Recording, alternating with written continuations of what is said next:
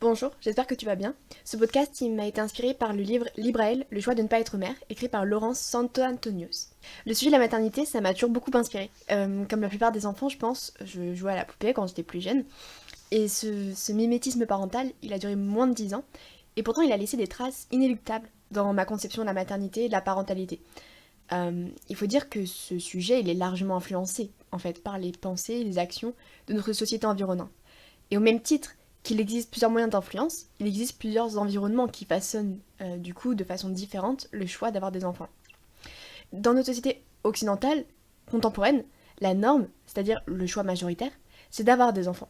Alors certes, le taux de fécondité il diminue en Europe, dont en France, qui est la championne en matière de fécondité en Europe pour le coup, mais elle reste quand même de 1,88 enfants par femme. De manière générale, dépasser la norme, ça t'exclut. Ça te met à part de ceux qui la constituent. Et le fait est qu'ici, le choix de ne pas avoir d'enfant, choix qui peut parfois être imposé, j'en ai bien conscience, c'est empreint d'un sexisme ambiant qui est véritablement intolérable.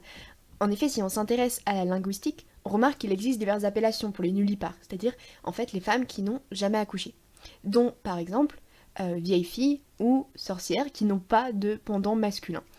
Euh, De plus, la maternité est perçue comme intrinsèque aux femmes, puisque le fait de n'y avoir participé altère apparemment leur essentialité, comme le fait remarquer Simone de Beauvoir dans son ouvrage Le deuxième sexe.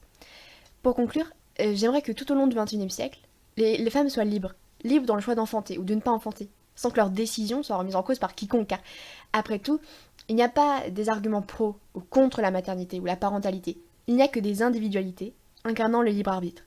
Ce sujet, il est très très passionnant et il continuera à l'être au vu des diverses questions, réflexions et décisions qui vont venir sur la PMA et la GPA. Merci beaucoup d'avoir écouté ce podcast qui est beaucoup plus court que les autres. C'est un aperçu, un condensé de ma pensée. J'aimerais beaucoup que tu me donnes ton avis ou du moins tes réflexions sur ce sujet.